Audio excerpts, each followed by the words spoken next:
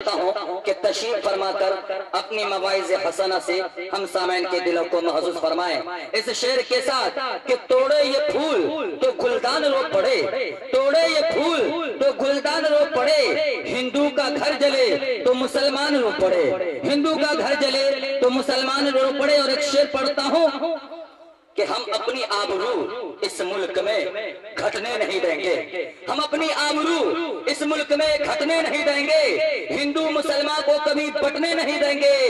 अरे हमारे मुल्क के हिंदू मुसलमान का ये दावा है, किसी आतंकवादी को यहाँ सटने नहीं देंगे, किसी आतंकवादी को यहाँ सटने नहीं देंगे।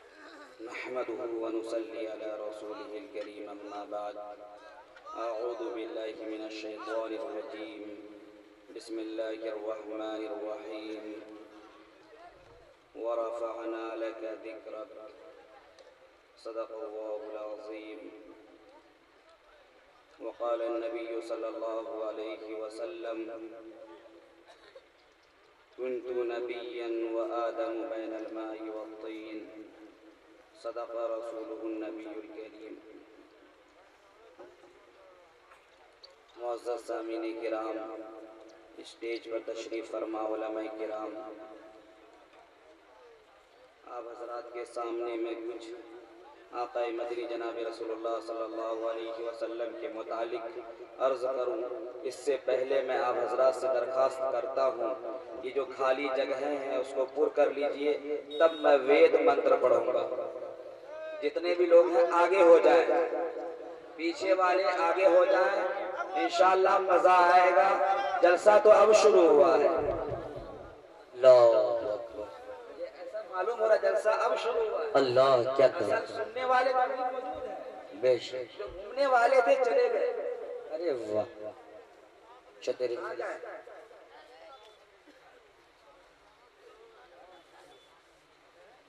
एशरीष्ये महेशतम निष्कानु दशखज त्रीणि शतानि अर्वतां सहस्रदशकोनाम्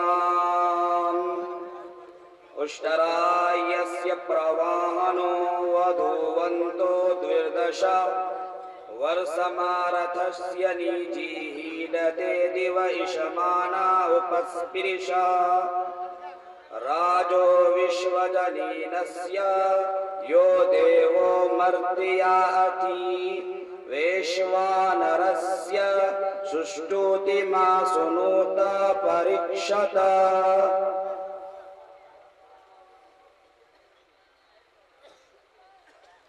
मोहतरम हज़रात, ये जलसा किसी इलाके के मुखिया के नाम से मंसूब नहीं है या किसी रईस के नाम से मंसूब नहीं है। इस जलसे की निस्बत, इस जलसे का ताल्लुक उस ज़ाते अक़दस से है जिसकी वजह से ये दुनिया वजूद में आई, जिसकी वजह से पूरी कायनात की मखलूक की तख्लीक हुई। यूं कह लिया जाए ये जलसा उस ज़ात की निस्बत से है जो वजह तख्लीक कायनात, जो वजह तख्लीक कायनात है। इस टांग के अंदर रोशनी, सूरज के अंदर तपिश, सितारों के अंदर जगमगाहट इस वजह से है कि इसके ऊपर मेरे नबी, हमारे नबी, सबके नबी का एहसान है।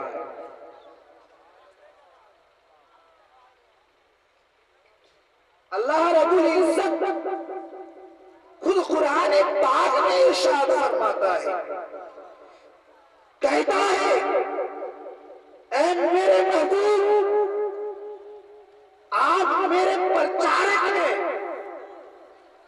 तो याद रख लीजिए मैं भी आपके मर्द मर्तबे को यूं ही नहीं रखा, बल्कि हमने आपके जिक्र को, आपके ऐड को, आपके प्रचार को इस कदर आम किया कि उम्मत मुसलमा में ही में रहने नहीं दिया। ईसाइयत के अंदर जिक्र कर दिया, यहूदियत के अंदर जिक्र कर दिया, सनातन धर्म के अंदर जिक्र कर दिया, मजूसियत के अंदर जिक्र कर दिया। दुनिया के अंदर जितने भी मखलूक हैं उन तमाम ने आपके जिक्र को आम कर दिया। खुद कुरान कहता है व रफ़अना लका ज़िक्रक, मेरे महबूब मैं आपका एडवर्टाइजर। पहले मैं बता दूं, अभी मैंने चंद मंत्र पढ़ा है, इसके अंदर आकाए मदनी जनाबे रसूलुल्लाह सल्लल्लाहु अलैहि वसल्लम जब इस दुनिया पर आ जाएंगे, इस ब्रह्मांड के अंदर आ जाएंगे, आप तशरीफ ले आएंगे, तो आपके साथ बादे नबुवत कौन लोग होंगे और उनके कैरेक्टर कैसे होंगे, आपके साथ उनका सलूक कैसा होगा, आप कैसे नबी होंगे, क्या आपके बाद कोई और नबी होगा या नहीं होगा, अगर होगा तो वो नबी होगा ही या नहीं होगा, इसकी भी वजाहत कुरान ने कर दिया है और इसकी वजाहत वेद ने भी कर दिया है, इसकी वजाहत कुरानों ने भी कर दिया है, इसकी वजाहत उपनिषदों ने भी कर दिया है। यूं कह लिया जाए इंजील भी गोया है, तौरात भी गोया है, कुरान भी गोया है, जबूर भी गोया है, कह लीजिए पूरी कायनात के अंदर जितनी आसमानी ग्रंथ है सब गोया है। सबसे पहला जिक्र मैं कर देना चाहता हूँ, मुख्तलिफ आयात में तज़किरा मिलता है वमा अरसलनाका इल्ला रहमतल लिल आलमीन। सबसे पहले जब अल्लाह रब्बुल इज्जत फरमाते हैं, मनसबे रिसालत का जिक्र करते हैं, फिर रहमतुल लिल आलमीन बयान करते हैं। जरा ये सो देखिए, एक तरफ मनसबे रिसालत, दूसरी तरफ रहमतुल लिल आलमीन। सवाल यहाँ होता है, क्या नबी पाक सरवरे कायनात सल्लल्लाहु अलैहि वसल्लम की जाते गिरामी, जाते अक़दस क्या मुसलमानों के लिए ही है या पूरे कायनात के लिए ही, पूरे कायनात के लिए है? तो ये आयत जाहिर कर देती है, वाज़ेह कर देती है, ऐ मुसलमानों सुनो, ऐ मुसलमानों सुनो, हमारे नबी पाक सरवरे कायनात सल्लल्लाहु अलैहि वसल्लम की जाते गिरामी सिर्फ चादर के लोगों के लिए नहीं है, ये सिर्फ रंगपुरा के लोगों के लिए नहीं है, ये सिर्फ बिहार के लोगों के लिए नहीं है, ये सिर्फ यूपी के लोगों के लिए नहीं है, या यूं कह लीजिए हिंदुस्तान के लिए नहीं है, बल्कि पूरे ब्रह्मांड के अंदर जितने भी मनुष्य हैं, जितने भी मानव है, सबके लिए है। अब यूं ही ना कहा जाए कि सिर्फ इंसानों के लिए है, बल्कि आपकी रहमत जानवरों पर भी आम है, बल्कि यूं कह लीजिए आपकी रहमत पूरी दुनिया की जितनी भी मखलूक है, चाहे जानदार हो या गैर जानदार हो, सब पर आपकी रहमत आम है। मेरे दोस्तों, मैं ये नहीं कहता, सिर्फ कुरान नहीं कहता, मैं कहना ये चाहता हूँ, ये सबसे पहले ये बता दूं, रामचरितमानस के मुसन्निफ गोस्वामी तुलसीदास जी संग पुराण की इबारत का तर्जुमा करते हुए, जो कि वेद व्यास जी उसका मुसन्निफ है, खुद वो कहते हैं कि देखो जरा सुन लो, जब वो अंतिम नबी आ जाएंगे, उनके अहवाल ये होंगे, हालात ये होंगे, उनके चाहने वाले ऐसे होंगे, दीवाने ऐसे होंगे, मस्ताने ऐसे होंगे, याद रख ले, उस पर ईमान जरूर लाना।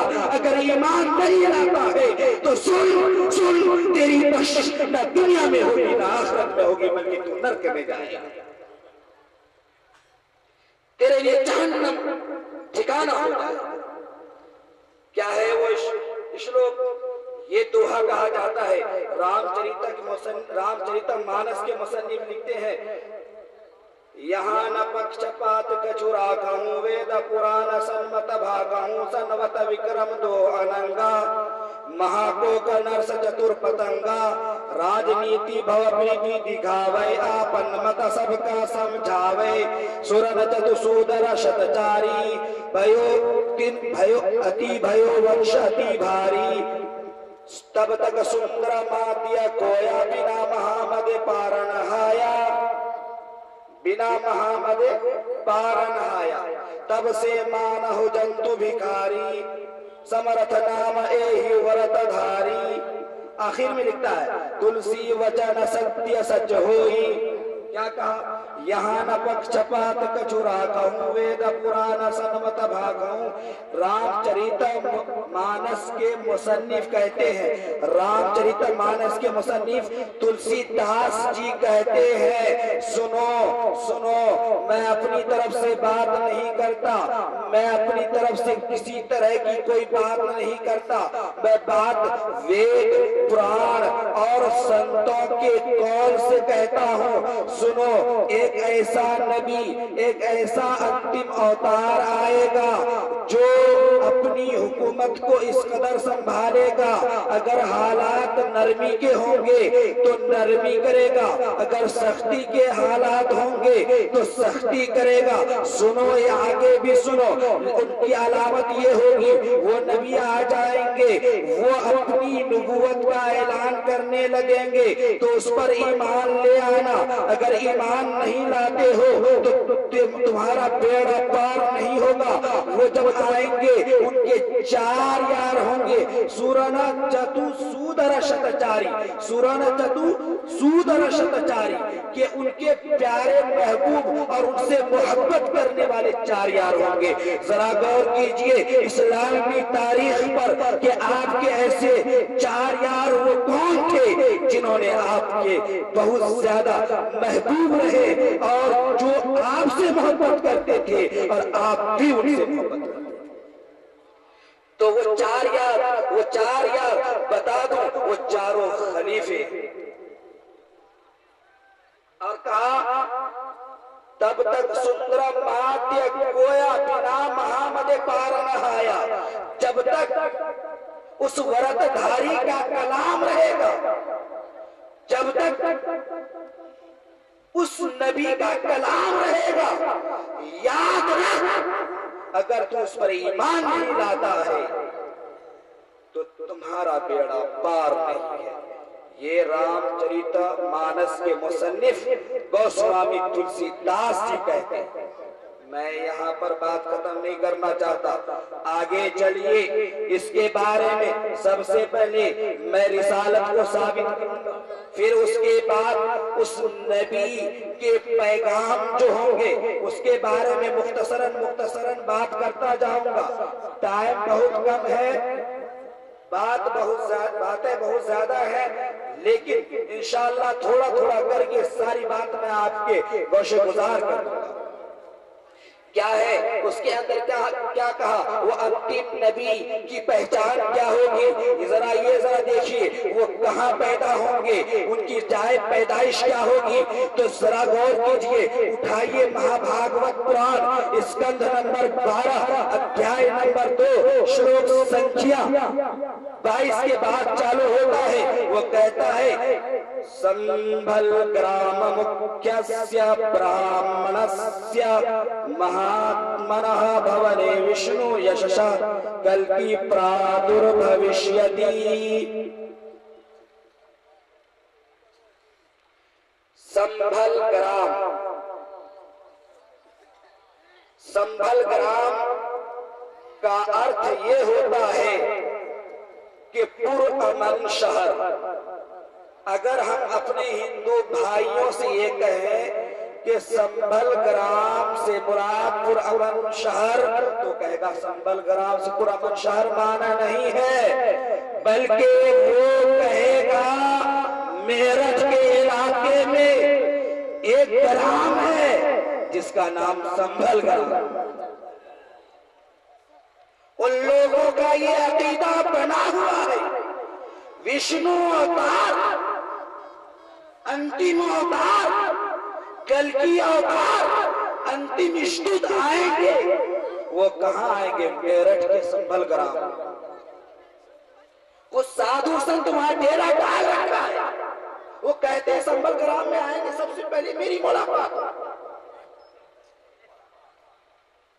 तो इस श्लोक के अंदर जरा व्याकरण के एतबार से देखते हैं तो व्याकरण पर जब मेरी नजर पड़ती है तो देखता हूं कि उसके अंदर एक कायदा है, र लयोर भेद, कि र और ल में कोई भेद नहीं। तो कभी ल र की जगह इस्तेमाल होता है, कभी र ल की जगह इस्तेमाल होता है। तो अब इसका अर्थ हो जाएगा संभल के बजाय, संभल के बजाय वो का इस्तेमाल, के बजाय वो का इस्तेमाल।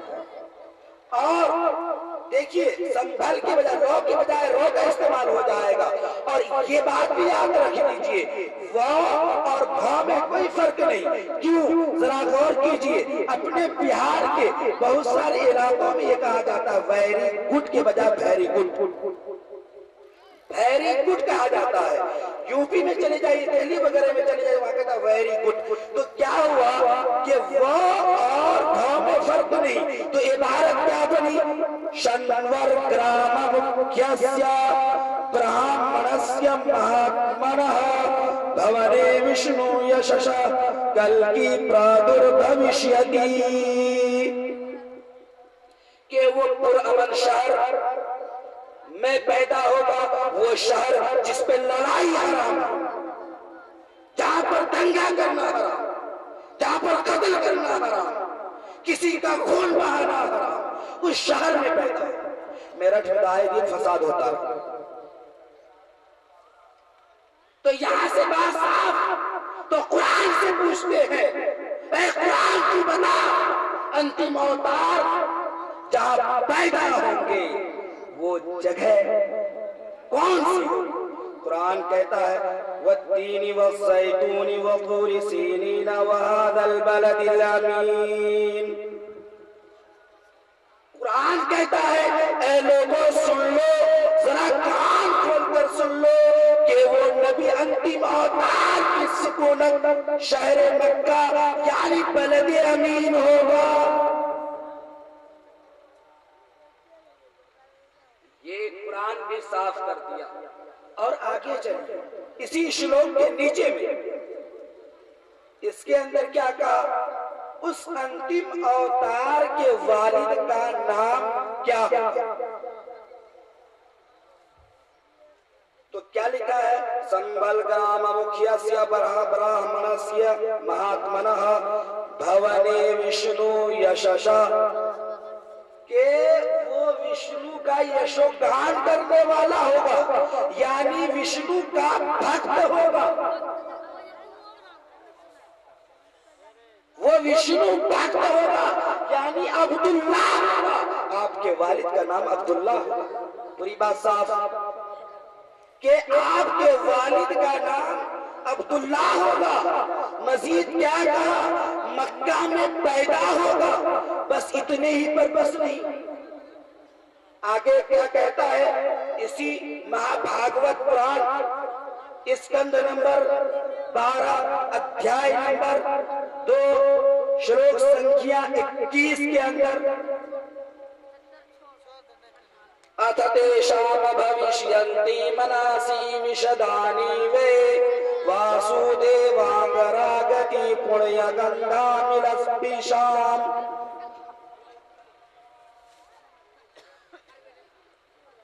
तो इसके अंदर क्या कहा? इसके अंदर क्या कहा? जरा गौर कीजिए। अथ तेषां भविष्यन्ति मनासि विशदानि वे वासुदेवांगरागति पुण्यगन्धानिलस्पिशाम्। इसके अंदर ये बात कही गई कि वो वासुदेव जिन गलियों से गुजरेंगे, जिन रास्तों से गुजरेंगे, उनके बदन से जो हवाएं टच होकर चलेंगी, तो उस हवा में उनके चलने से, उनके बदन से जो खुशबू फूटेगी, पूरे दुनिया, पूरे गली के अंदर उसकी खुशबू की महक महसूस की जाए। पूरी गली के अंदर, पूरे रास्ते के अंदर उस खुशबू की महक महसूस की जाए। वो वासुदेव होंगे। सवाल यहाँ, जब हम इस श्लोक को हिंदू भाई के सामने पेश करना चाहें, हम ये कहेंगे इसमें वासुदेव से मुराद क्या है, वो कह देंगे वासुदेव से मुराद कृष्ण जी है, क्योंकि वो वसु जी की औलाद है। जिसकी औलाद होती, जो औलाद होती है उसके आखिर में आ पढ़ा देते हैं तो उससे वासुदेव कहा गया।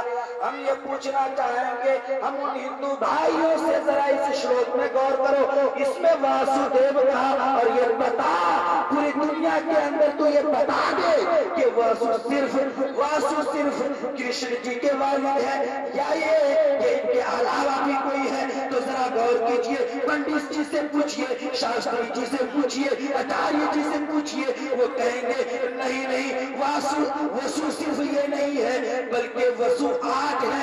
पूछना चाहूंगा वो वसु 8 क्या है, तो कहेगा आप नील धर अनल अनिल प्रत्युष प्रभाष ये है। तो हम ये कहेंगे मरने के बाद जितने लोग इनके पास जाते हैं सारे के सारे वासु कहलाते हैं। बताओ वो सारे के सारे वासु हैं जिनके बदन से खुशबू निकले? नहीं नहीं, जो मरने वाले हैं वो वासु नहीं, बल्कि यहाँ उस वासुदेव के बारे में है कि जो अंतिम अवतार।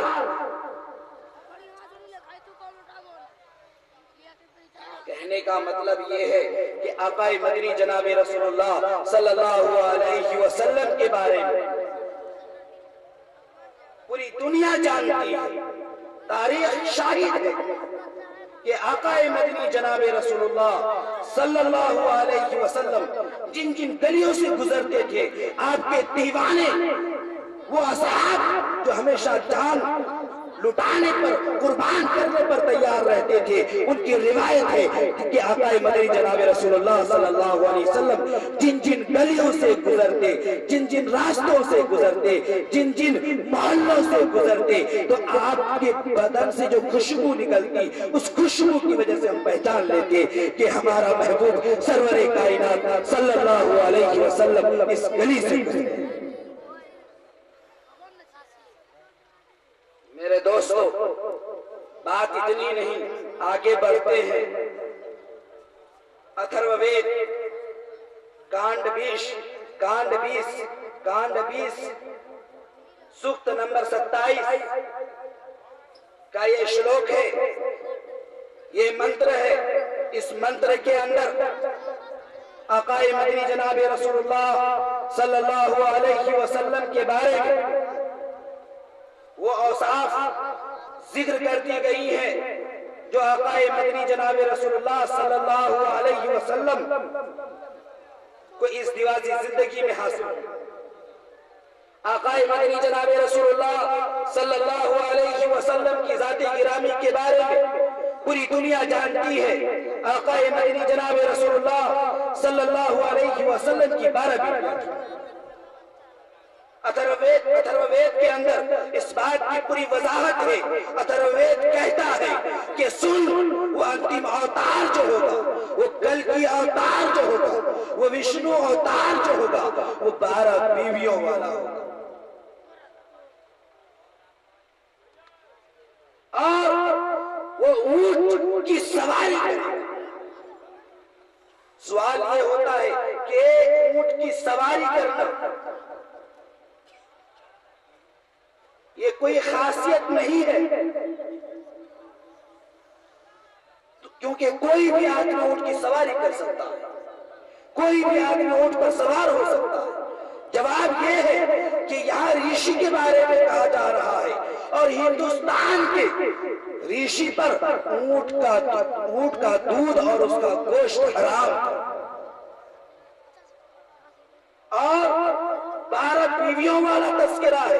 तो इससे बात साबित हो गई कि आका मदनी जनाब रसूलुल्लाह सल्लल्लाहु अलैहि वसल्लम की जाती गिरामी है, जिसके बारे में अथर्ववेद कहता है उष्टरायस्य प्रवाहणो वधूवन्तो द्विर्दशा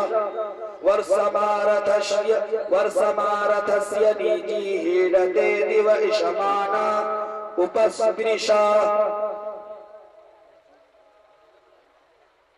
कि उष्टरा, उष्टरा कहते हैं ऊंट को। उष्टरा यस्य प्रवाहणो, वाहन कहते हैं विशेष रूप से, यानी खास तौर पर उनकी सवारी उठनियां हो। और द्विर्दशा, वधूवंतो द्विर्दशा, वधू के माने बीवी, द्विदशा असल है द्विदशा, 2 और 10 12, तो वो नबी 12 बीवियों वाले होंगे। तो इन औसाफ को बताने का मकसद क्या है, इन औसाफ को जिक्र करने का मकसद क्या है, वेदों में इसका वर्णन होने का मकसद क्या है? मकसद सिर्फ और सिर्फ ये है कि जब वो नबी आ जाएं इस धरती पर तो तमाम के तमाम लोग उस पर ईमान ले आए। मैं आपको एक हदीस कुदसी सुना देना चाहता हूं कि आकाए मदनी जनाब रसूलुल्लाह सल्लल्लाहु अलैहि वसल्लम की नबूवत और रिसालत वाज़ेह होता है। मेरे दोस्तों, रिवायत में है किताब सुन्ना के अंदर कि मूसा बिन इमरान अलैहिस्सलातु वस्सलाम कहीं जा रहे थे। जाते जाते कुछ दूर जाते हैं तो एक आवाज होती है जो इंसानी आवाज से अलग मालूम होती। आवाज होती है मूसा। जो ही हजरत मूसा अलैहिस्सलातु वस्सलाम सुनते हैं, कभी दाएं जानिब देखते हैं, कभी बाएं जानिब देखते हैं, कभी आगे देखते हैं, कभी पीछे देखते हैं, नजर कोई नहीं आता। फिर चलते हैं, फिर आवाज आती है कि ऐ मूसा। फिर बाएं जानिब दाएं जानिब आगे पीछे देखते हैं, फिर भी कुछ मालूम नहीं होता। हजरत मूसा अलैहिस्सलातु वस्सलाम दहशत में आ जाते हैं। तीसरी मर्तबा आवाज आती है, ऐ मूसा इन्नी अनल्लाह ला इलाहा इल्ला अना, कि मैं अल्लाह हूं, मेरे अलावा कोई माबूद नहीं, मेरी ही पूजा कर। आगे इसी हदीस में आगे इरशाद होता है, कहता है मूसा सुन, मैं चाहता हूं कि तू कल कयामत के दिन मेरे साए में रहे, जबकि पूरे कायनात का कोई भी साया नहीं होगा। हर तरफ गर्मी धूप की शिद्दत होगी।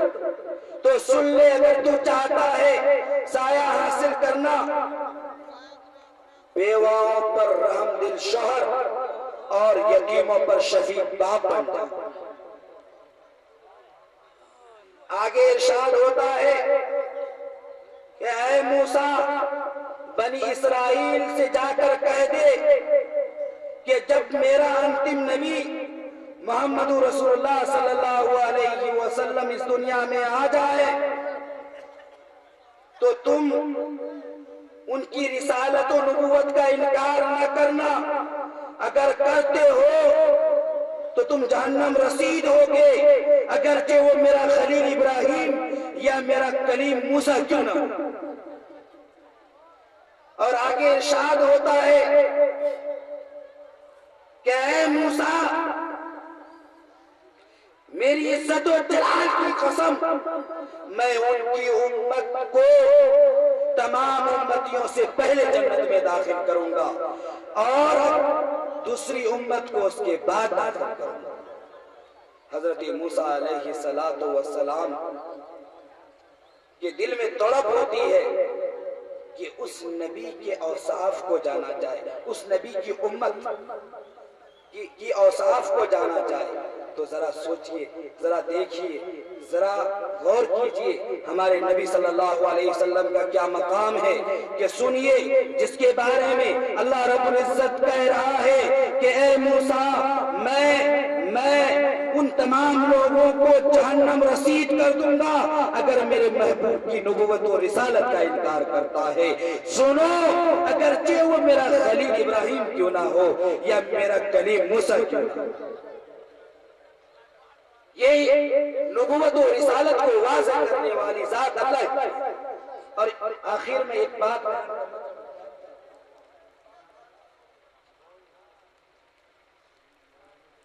चलिए टाइम की किल्लत है और आज़ान होने वाली है, इन्हीं चंद बातों में मैं अपनी तकरीर को ख़त्म करता हूँ और हम सबको अल्लाह तबारक व ताला उन तमाम बातों पर अमल करने की तौफीक अता फरमाए जितनी बातें हमारे सामने आ चुकी हैं। अल्लाह तबारक व ताला सीधे रास्ते की तौफीक अता फरमाए। आमीन व मा अलैहि।